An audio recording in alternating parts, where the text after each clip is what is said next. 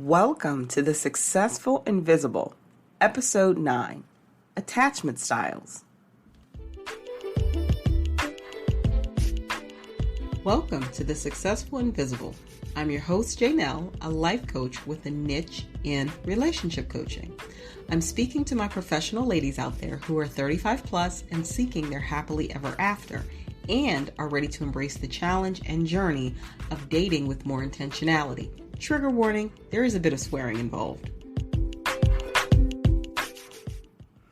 This episode is perfect for anyone who wants to learn more about the concept of attachment styles, wants to see examples of each attachment style in a relationship, wants to understand how your past struggles in relationships may have a direct correlation to your attachment style, and learn about my own personal journey with attachment styles and how it's helped me in having better relationships.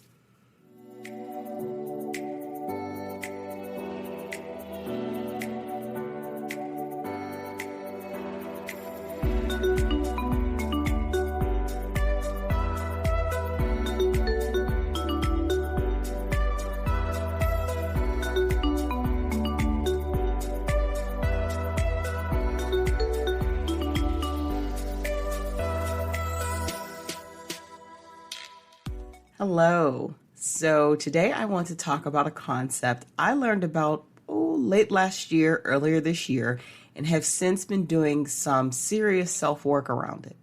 That concept is attachment styles. So for those who don't know, attachment styles are fixed patterns of behavior that a child develops by the age of around 2. Once the behaviors are locked in, 3 out of 4 people never change that pattern later in childhood, adolescence, and ultimately as an adult. Our attachment style is at the core of how we form adult relationships, whether they are romantic or friendships. So for a bit of background, attachment styles were based upon the work of John Bowlby's work on attachment theory, which dates back to the 1950s. John Bowlby was a British psychologist, psychiatrist, and psychoanalyst notable for his interest in child development and for his pioneering work in attachment theory. Based on his theory, 4 adult attachment styles were identified. 1. Anxious-preoccupied. 2. Avoidant dismissive. 3. Disorganized/fearful avoidant. And 4, secure. A modern interpretation of this is the Attachment Project, which was founded by Jock Gordon, who sought answers for why he struggled with relationships, and that's what sparked his initial interest in attachment theory. So according to the Attachment Project, there are also 4 attachment styles. So secure, avoidant, also referred to as dismissive, anxious, also referred to as preoccupied, and disorganized, also referred to as fearful avoidant. The inspiration for today's episode has come from a lot of reflection that current clients have been doing over the past couple of weeks as we are entering into the colder seasons at the time I'm taping this episode and more towards the end of a calendar year. So let's take a deeper look at each of the attachment styles, learn some characteristics about them, and how they play out in an adult's life. Attachment style number 1, secure attachment. This is, of course, the ideal attachment. This type of individual enjoys intimacy and they are comfortable with it. They are comfortable in asking for intimacy, giving intimacy, and talking about intimacy. They are emotionally centered and tend to trust their partners and their partner's love without the need of continuous confirmation. When people with a secure attachment style show you who they are and what they want, they're not afraid to do so, and they're not afraid of saying it and expressing their love. Secure attachment style types also tend to provide more emotional and practical support without withdrawing or playing any games. When secure people date, they look for consistency and reciprocal investment. That means they give, but they also expect to get back. They have a very balanced view and perspective of relationships. That's actually the proper stance of enlightened collaborator, the approach most conducive to social and life success. They don't like games and don't make it a big issue of screening people out that don't respond to them. And that's one of the reasons why people who are the most successful in dating have a secure attachment style. This is just based upon the articles I've read and research I've done for this episode. People with a secure attachment style also have higher levels of emotional intelligence as compared to other attachment styles. So here are some quick takeaways about the secure attachment style. They play no games. They're comfortable with intimacy. They treat their partners well. They give and take. They take responsibility. They have a high level of emotional intelligence. They're very good at conflict management. They're quicker to forgive, and they enter a relationship ready to commit. On to attachment style number 2, avoidant attachment style. People with this type of attachment style tend to be overly focused on themselves and their own creature comforts, and largely disregard the feelings and interests of others. They also find it difficult to disclose their thoughts and feelings to their partner. Their typical response to an argument, conflict, and other stressful situations is to become distant and or aloof. Avoidant attachment style, also referred to as dismissive, characterizes adults who sometimes have an overly positive view of themselves and a negative, cynical attitude toward other people. In many cases, this high self-esteem is defensive and protects a fragile self that is highly vulnerable to slights, rejections, and other narcissistic wounds. Adults with this avoidant or dismissive attachment style will often seek out relationships and enjoy spending time with their partner, but they may become uncomfortable when relationships get too close. They may perceive their partners as, air quotes, wanting too much or being clingy when their partner's expressing of desire is to just be emotionally closer. When faced with threats of separation or loss, many men and women who have this avoidant or dismissive attachment style are able to focus their attention on other issues and goals. They're very comfortable withdrawing into themselves as an attempt to cope with the threat to their person. They deny their vulnerability and use repression to manage emotions that are aroused in situations that activate their attachment needs. When they do seek support from a partner during a crisis, they are likely to use indirect strategies such as hinting, complaining, and sulking. So here are some quick takeaways about those with an avoidant or dismissive attachment style. These individuals like to keep a relationship shallow and on surface level. They focus on sexual intimacy without emotional closeness. Oftentimes, they can be described as running hot and cold when it comes to their affections, pulling away when someone starts getting too close. They resist vulnerability, and they repeatedly sabotage their relationships. Moving on next to the anxious, also referred to as preoccupied attachment style.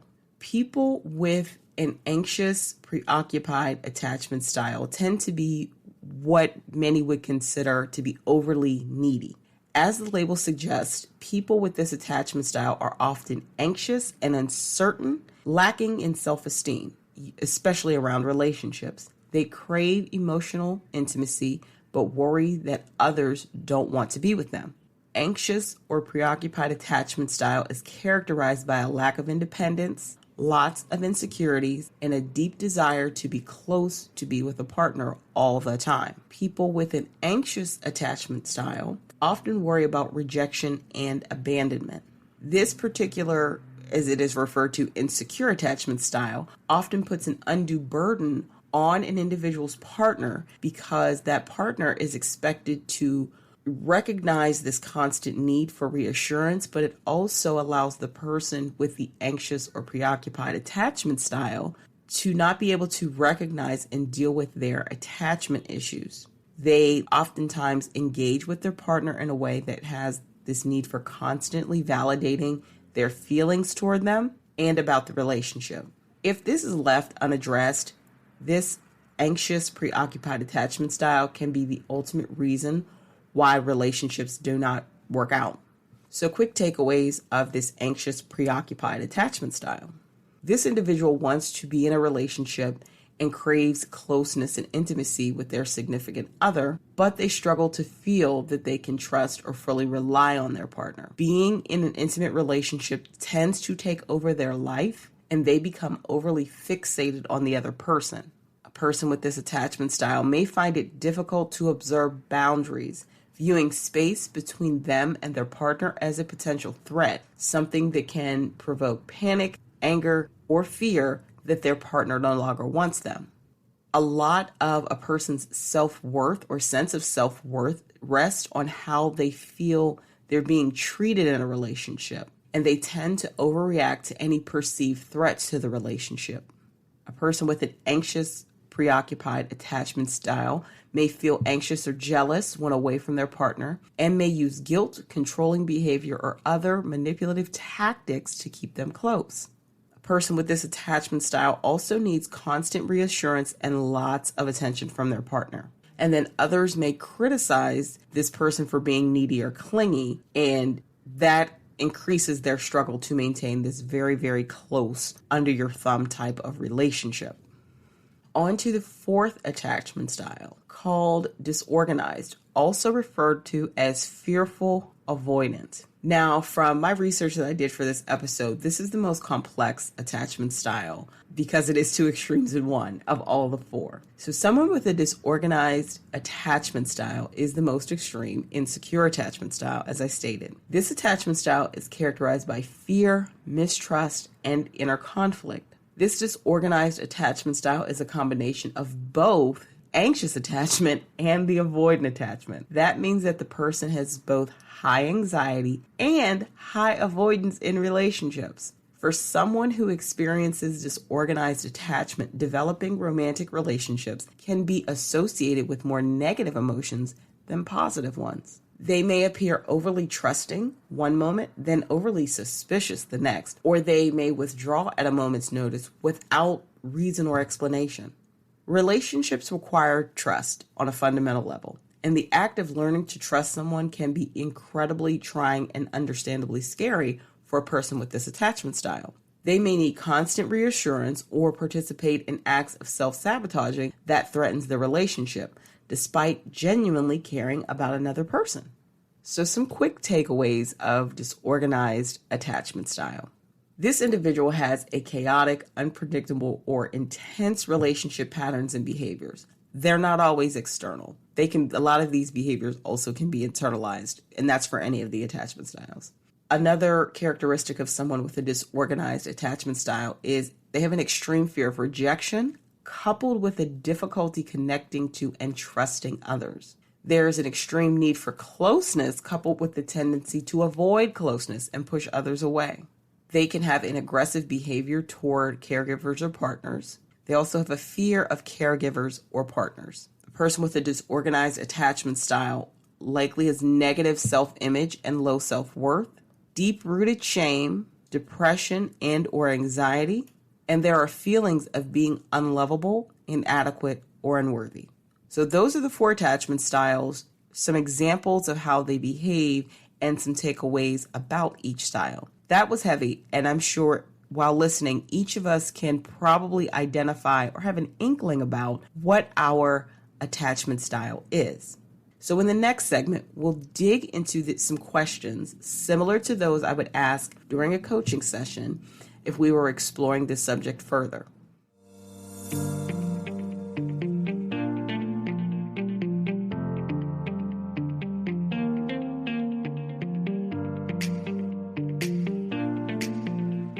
Welcome to the Questions for Reflection segment.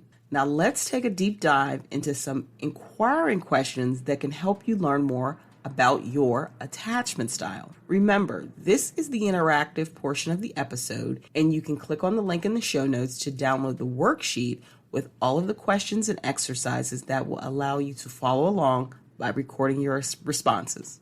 Question 1. After taking the quiz at www.attachmentproject.com, what did you learn was your attachment style? That's right. Starting off, you're going to take the quiz. We don't just want to assume we know the attachment style. We definitely want to take the quiz that has been designed to tell us exactly what our attachment style is. It may take a couple minutes, may seem a little scary, but go ahead and take that quiz. Once again, www.attachmentproject.com. Question 2. How have you behaved in past romantic relationships that are in alignment with your attachment style? Remember, the more you can align behaviors you've engaged in from the past to attributes that are also common to your attachment style, the greater amount of self-awareness you'll have. The greater amount of self-awareness you have, the more prepared you are to make a conscious choice the next time you're in a similar situation in a romantic relationship in the future. Question 3. Now that you have learned more about your attachment style, what's the easiest next step to take in order to work on your self-healing around this attachment style? Please note, you won't have to do any healing if your attachment style is secure. Question 4.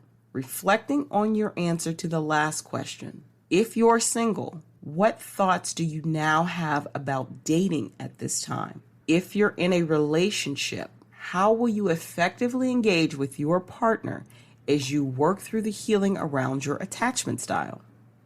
Question 5. With the information you now have, what most likely seems to be the attachment style or styles of your current romantic partner or partners? All right, in the next segment, I want to share some of my personal thoughts on attachment styles.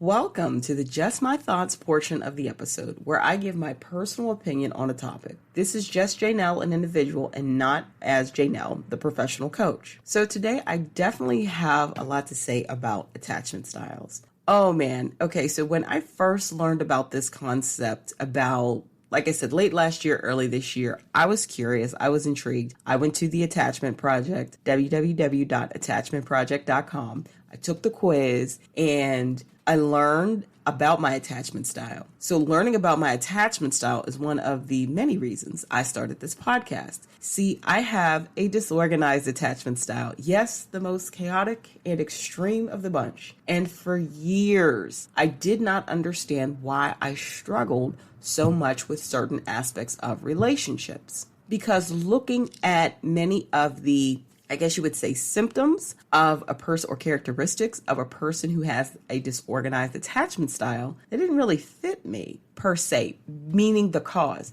I don't have childhood abuse or trauma in my past, but I do have issues letting people in, and I have immense trust issues. So learning about my attachment style has helped me understand why I can be interested in someone for a while, then all of a sudden want to completely leave them alone. Yes, I am the person that used to just ghost people. Very non-mature habit, I must admit, but I didn't understand why. I don't resonate with the clingy part. I'm actually quite close to my parents as well. So understand also, as you're taking the attachment style quiz and you're learning more about your individual attachment style, not every single characteristic attributed to that attachment style is going to resonate with you, because we're all individuals and we've all had individual life experiences, especially in childhood and growing up. However, the overarching theme probably does resonate with you, and you can probably pick out many things that are a part of your particular attachment style that you have done specifically in relationships in the past. So one of the things that I have begun to work on, especially around the trust aspect, which is my biggest issue, being a disorganized attachment style, has been to change the filter through which I screen people. We all screen people, especially as adults. It is harder to get into friendships and relationships because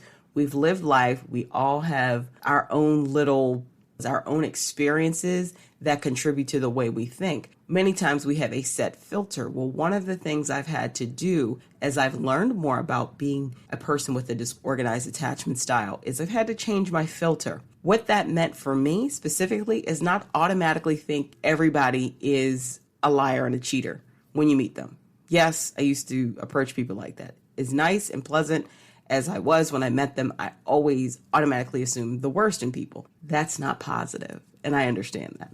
So I had to change my filter. Now, was it easy to change my filter? No. It's about allowing everyone to enter on equal footing and allow people to show you who they are. I do believe that is a Maya Angelou quote, and Oprah has said it several times. When someone shows you who they are, believe them. That means I have changed my filter or adjusted my filter in how I've let people in, but that doesn't mean I don't believe what I see when someone shows me. To be honest, this process takes time, and it's not going to happen overnight, but I am very thankful for the self-work I've done. If you go to the Attachment Project, www.attachmentproject.com, there are workbooks, there are different things and resources available for you to work through on your own self-healing of your attachment style. So from my perspective, I have found it very useful and a very great thing to learn, and another, let's say, weapon in my arsenal so I can be a better dater and a better person in a relationship. Thank you for taking the time to join me today on this episode of The Successful Invisible. I'm your host, Janelle, and I hope you gained meaningful insights from today's episode. Follow me on Instagram at The Successful Invisible. It's all one word. I look forward to you joining me again on next week's episode. Until then, I'm your host, Janelle, signing off for now.